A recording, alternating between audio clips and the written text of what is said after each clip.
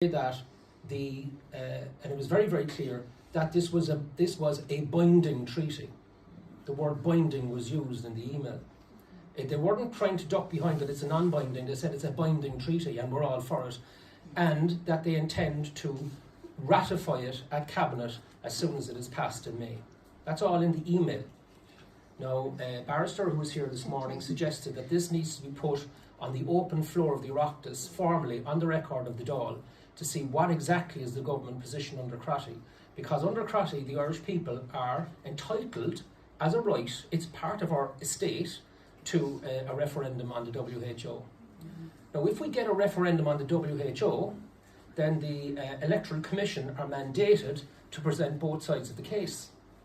The government would have to defend the indefensible, and for the first time in 3 years, the mainstream media would be forced to cover both sides, which means that people like this can come into the country, and all of the experts we have ourselves will be given voice, and we'll actually have our public inquiry, but it will be an inquiry of the public about what happened over the last 3 years.